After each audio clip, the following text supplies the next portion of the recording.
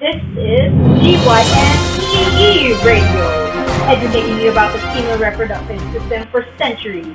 All your questions, all your doubts will be answered.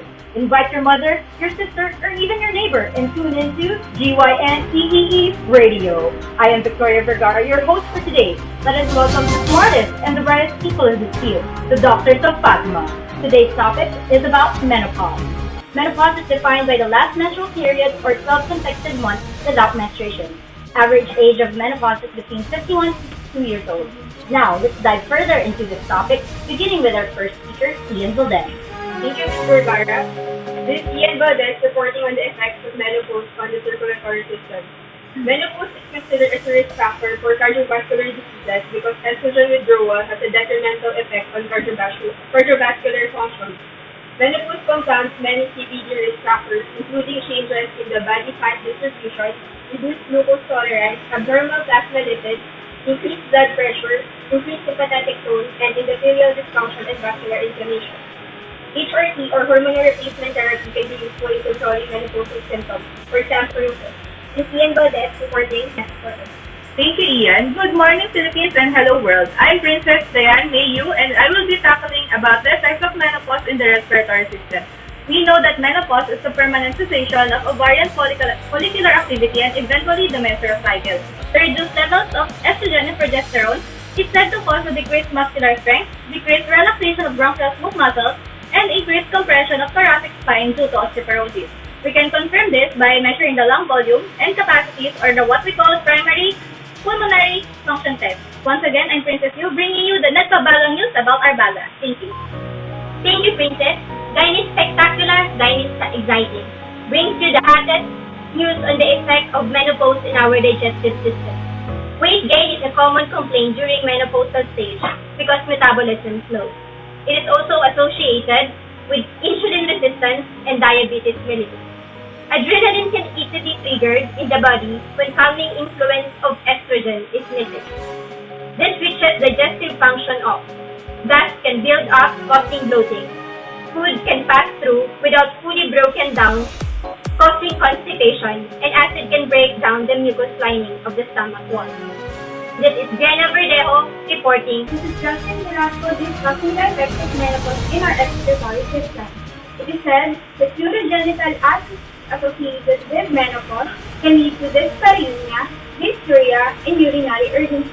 However, vaginal estrogen therapy appears to reduce these urinary symptoms, such as frequency and urgency, and also reduces the likelihood of recurrent urinary tract infections among postmenopausal women. Once again, this is Justin Velasco reporting. Now to the next reporter. Thank you, Ms. Velasco. We're now talking about the effects of the menopause in regard to the central nervous system. It is said that brain is an active site for estrogen action as well as estrogen formation, primarily via estrogen receptor beta in the frontal and parietal cortex, and as well as your cerebellum. A hallmark feature of your estrogen decline is hot flash, which manifests as chills, nausea, anxiety, head or chest pressure, feelings of suffocation, inability to concentrate. This is VILLAMOR Joseph reporting. Thank you, Villamor. For the endocrine effect of menopause, this is Villaruel lab. Anti-Müllerian and inhibin B begins to decline several years before menopause. This can be a good predictor of decreased reproductive potential in a woman, and that she is about to enter the perimenopausal period. These hormones are glycoproteins secreted by the granulose cells. Declining levels of inhibin B to higher secretion of FSH. When there is an increase in FSH, there will be more follicles to recruit push into follicular growth. The major circulating estrogen in postmenopausal women is estrone. Estrone is generated from the peripheral conversion of fat in postmenopausal women. Estrone and estradiol decline even before menopause. Menopause is not a central event, but rather primary ovarian failure. At the level of the ovary, there is depletion of ovarian follicles, most likely secondary to apoptosis or programmed cell death. The ovary, therefore, is no longer able to respond to the pituitary hormone, FSH and LH, ovarian estrogen and progesterone production. That would be all for the endocrine effects. Hi, I'm Katrina Villegas reporting the effects of menopause on the immune system. Menopause is a normal part of a woman's life cycle. It is known that loss of sex hormones due to aging results in a reduction of immune function. Menopausal symptoms are variable among women and can include hot flashes, night sweats, sleeplessness, mood changes, loss of energy, loss of libido, vaginal dryness, and urinary symptoms. Aging has been shown to impair responses to viral infections including HIV, herpes simplex virus, cytomegalovirus, and influenza. The innate immune system, which is the first line of defense against invading pathogens, is altered with aging. The adaptive immune system is also compromised. Age-associated immune impairments result in predisposition to infections and poor vaccination responses, making them a risk population and creating a need in the field to optimize therapeutics and vaccines for the elderly. Moving on to the next system, we have Ms. Trisha Badua. Thank you, Katrina. This is Patricia Badua reporting on the effects of menopause to the integumentary.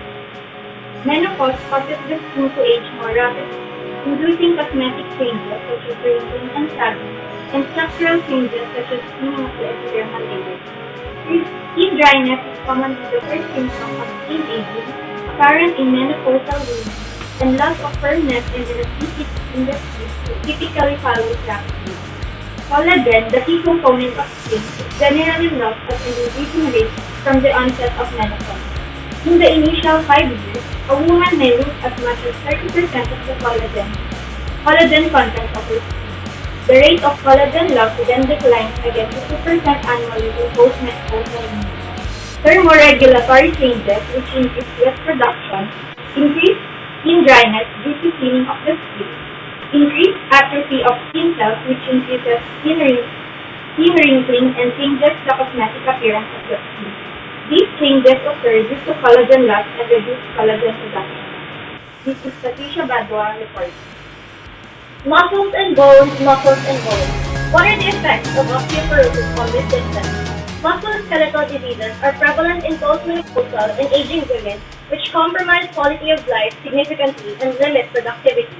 Estrogen deficiency around menopause is an important risk factor that accelerates development of both osteoporosis and sarcopenia. Bone and muscle loss share the same etiological factors, hence preventive care should begin at menopause. Hormone replacement therapy is still not considered for universal prevention, but could benefit high-risk women and women having menopausal symptoms. Increasing awareness among women at midlife and beyond, more among the healthcare providers, is extremely important and will go a long way to build the solid foundation for future. This is LUISA leaving you with this tip. Focusing on preventive care is the most effective way to reduce burden. Moving on to Ms. Vega.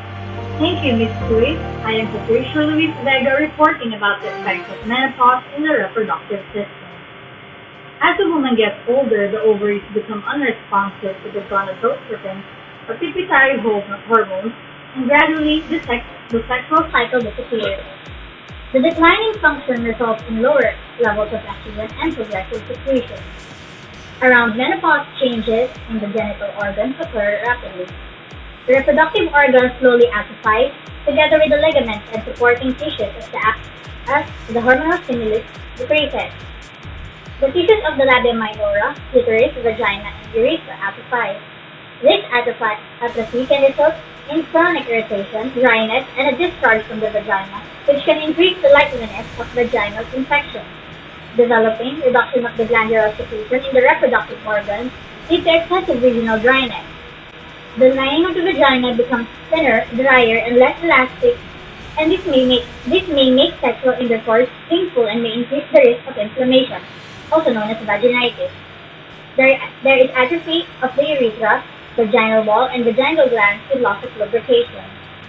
The labia minora, clitoris, uterus, fallopian tubes, and ovaries all decrease in size. The lining of the urethra becomes thinner, and the urethra becomes shorter. Because of these changes, microorganisms can enter the body more easily, and some women develop urinary tract infections more easily. Thank you. This is Patricia Vega reporting. Thank you, doctors, for always educating our listeners. Next week, we will have another very informative discussion on women's reproductive system, only at GYNE Radio. Stay tuned.